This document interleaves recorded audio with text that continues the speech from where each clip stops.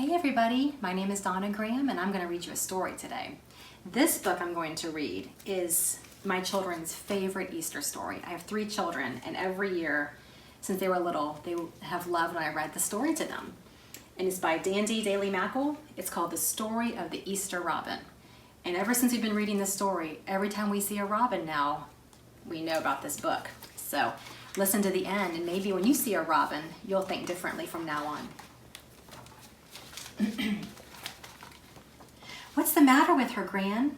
Tressa and her grandmother had watched 2 robins carry twigs, cat hair, and string to build a nest on Gran's window ledge. Now the bird wiggled, tail twitching, while its red-orange breast rose and fell. Oh, that mom is just molding her nest for a good fit, Gran said. But Tressa worried. It was still 2 weeks until Easter. A million things could go wrong when a robin tried to nest this early. The next day, Tressa ran straight to Gran's after school, and Gran showed her the surprise. In the center of the nest lay one perfect egg, the color of a spring sky. The father robin sat on a branch nearby, guarding his family. Tressa spotted raccoon tracks below and a blue jay eyeing the nest. Gran, how are we going to keep the eggs safe? We'll have to leave that one to the Creator, Gran replied. Over the next 3 days, the robin laid 3 more eggs. Tressa watched the mother robin nudge her eggs before huddling onto them again. Turning her eggs keeps them from freezing, Gran explained. See that bare spot on her red breast? God made her so she could warm her babies through that brood patch. Tressa hoped that would be enough. The day before Easter, a cold snap hit. Frost laced the window pane and whitened the nest. Now the eggs will never hatch, Gran, Tressa cried. We'll have to trust the one who watches the sparrows and the robins, Gran said. Now, come with me. It's about time we saw to some other eggs.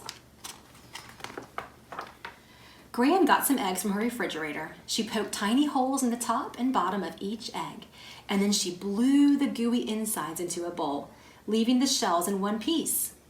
I'll show you how to make Ostervogel, Easter birds. It's an old Pennsylvania Dutch tradition I learned from my granny. Tressa blew half-heartedly onto her egg. All she could think about were the real eggs outside in the cold.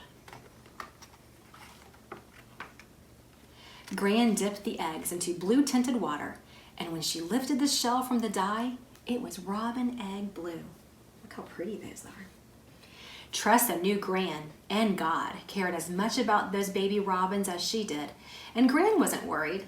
Tressa tried blowing out her egg again, and this time it worked. Gran grinned over her. Since we have robins on our mind, how would you like to hear the legend behind the robin's red breast? Tressa dipped her egg into the dye while Gran began her story. Around 2,000 years ago, a plain brown robin was flying over Jerusalem when he heard angry shouts from the streets below. Swooping down to see what the fuss was about, he caught sight of a man, beaten and bent under the weight of a wooden cross. There's the cross. I know this man, thought the robin. All the earth's creatures, except humans, recognize Jesus, the Creator, God come to earth. At first, the robin thought he saw a nest on Jesus' head. But when he soared closer, he understood. The nest was a cruel crown of thorns. I must help the master, thought the robin. But what could he do?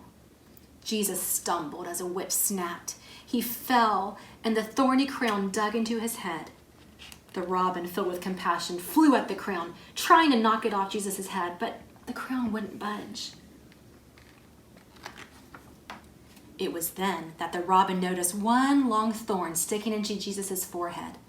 The bird gathered its strength, grabbed the thorn in its beak, and tugged. There he goes.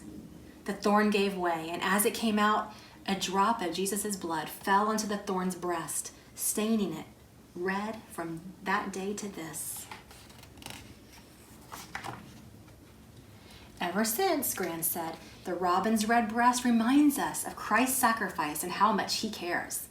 The robin's song is the first sign of spring, helping us remember that after Christ died, he rose again on that first Easter. Tressa insisted they color the rest of the eggs robin egg blue. Gran taught her how to cut the wings and the heads and the tails for the Easter birds they'd hang from the tree in the morning. See, they're making little birds out of the blue eggs they made.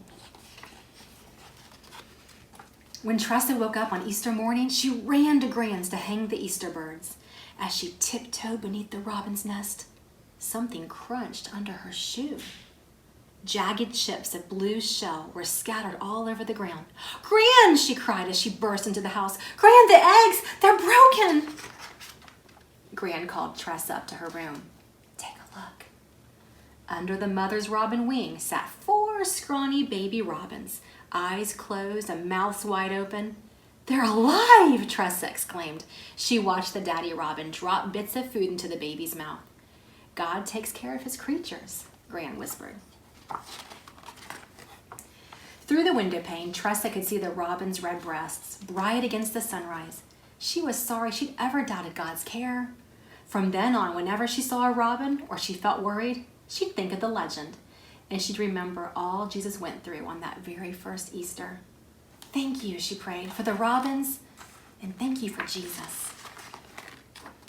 Outside, the wind howled, but the robins' joyful chirping came through the loud and true.